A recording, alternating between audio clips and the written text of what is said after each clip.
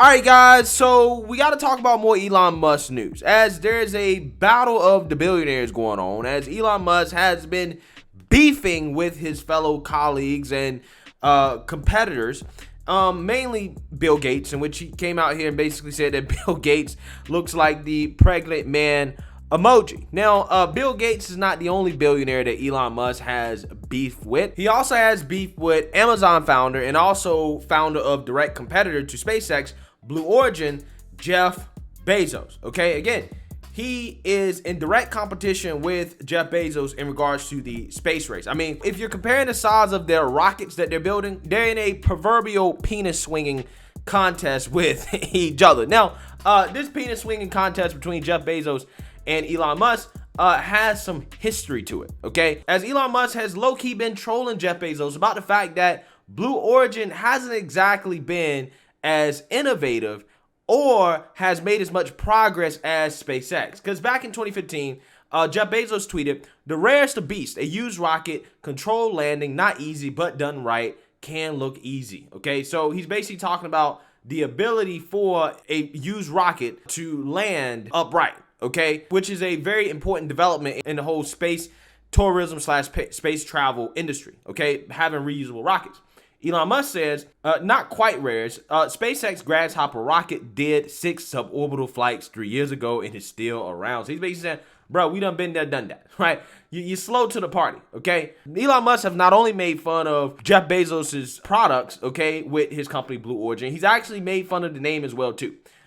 As he said that putting the word blue on a ball is questionable branding, right? So he's really just trolling Jeff Bezos at this point. And he's also made other jokes that have sexual innuendos to it about Jeff Bezos and his company, as Jeff Bezos had filed a protest against NASA last year in regards to a lunar landing contract that they gave to SpaceX, right? And Elon Musk said in response to Jeff Bezos basically protesting this that, quote, he can't get it up to orbit, LOL.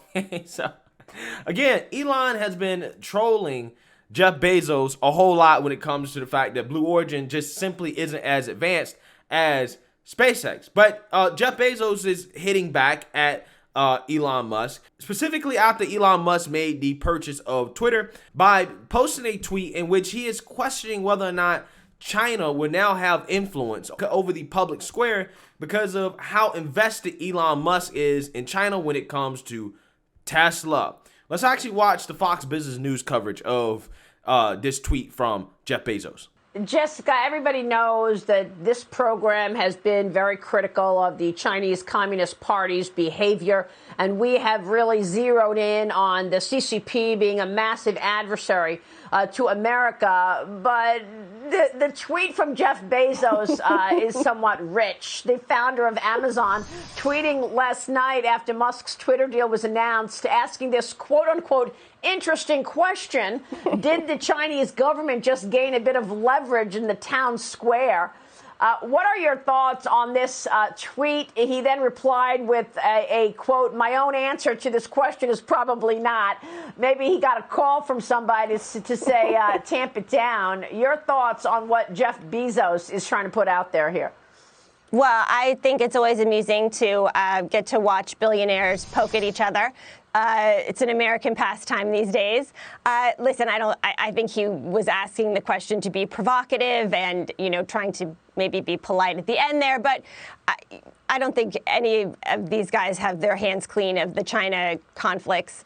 And they all have something to clean up and deal with. And they all need to be mindful of that negative influence on their businesses. Yeah, so I agree with that lady, right? I don't think Jeff Bezos is the one that should be talking about being in bed with China, right? And a company being dependent on China, because I think Amazon is very dependent on China. We're going to talk a little bit more about that in a minute. But first, I want to read here about this tweet from Jeff Bezos, this cheap shot at Elon Musk.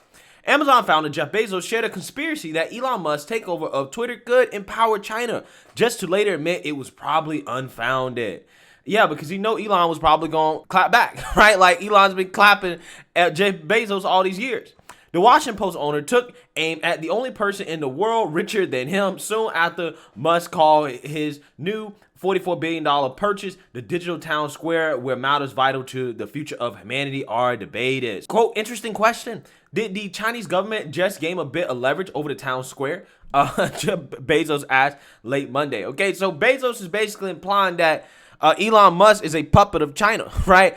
That China is now going to have influence over Twitter in their country, because I think as of right now, Twitter is banned in China, right? So now with Elon Musk, whom owns Tesla is heavily invested in China, okay, because of the whole electric vehicle stuff, the minerals, the materials over there in China. You know, Bezos is basically saying, hey, well, you know, is China now going to be able to have influence over Twitter, right? The so-called public square, right? So let's read more here.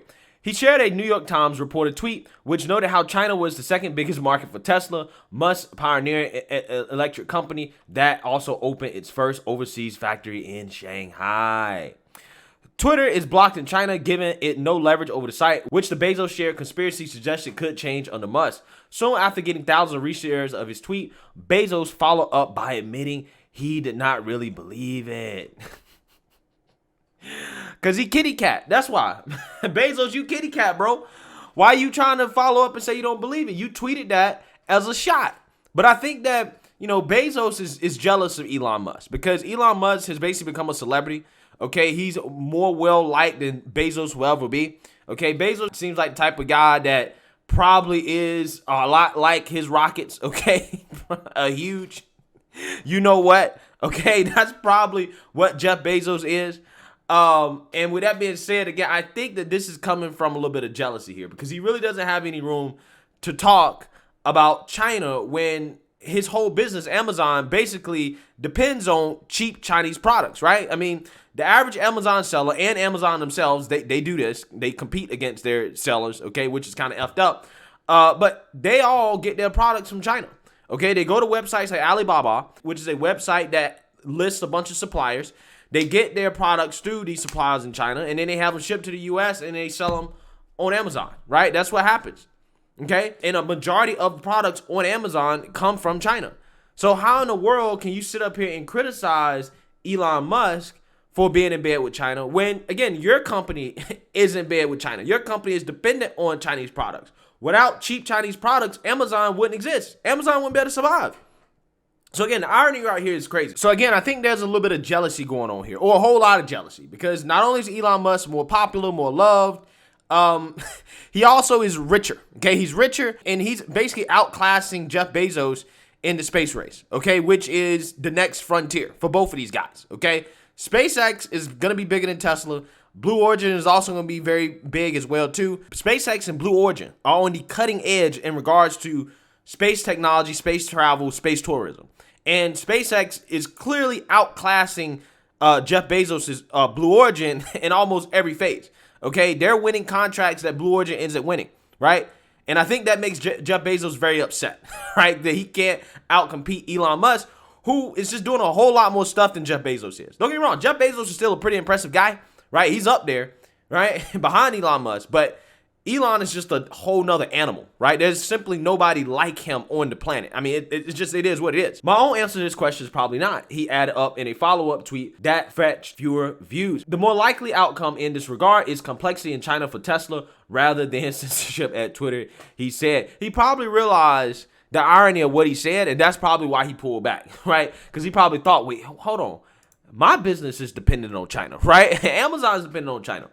China's foreign ministry also insisted on Tuesday that there was no basis to suggest Beijing could try to use leverage over Tesla in order to influence content on Twitter. Musk is currently the world's richest person, according to Forbes, which puts his net worth at $268 billion, nearly $100 billion more than second place Bezos and his $171 billion. Tesla said it had no comment, and Twitter did not respond to requests for comment. However, Musk made it clear Monday that he did not fear those criticizing his takeover of the site, which he vowed to restore to free speech principles. Quote, I hope that even my worst critics remain on Twitter because that's what free speech means, he wrote on his new site. Twitter co-founder Jack Dorsey on Monday night also called Musk's $44 billion takeover and privatization of the social media platform the right path. Quote, Elon's goal of creating a platform that is maximally trusted and broadly inclusive is the right one. Dorsey tweeted. He said that Elon is the singular solution I trust.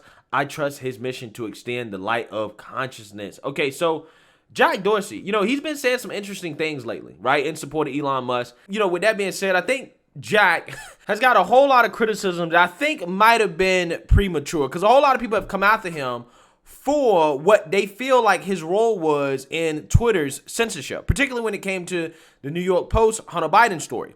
However, people got to understand that, Jack Dorsey was just the CEO. He was, a large shareholder in the company, but at the same time, he only had so much power, evidenced by Elon Musk not being satisfied with just being on the board, because he knew that, okay, well, I don't really have that much power being on the board. I can't really make Twitter a free speech platform again, just being on the board. So I think that the real problem was probably not Jack Dorsey, okay? He probably was one of the most pro free speech people running that company.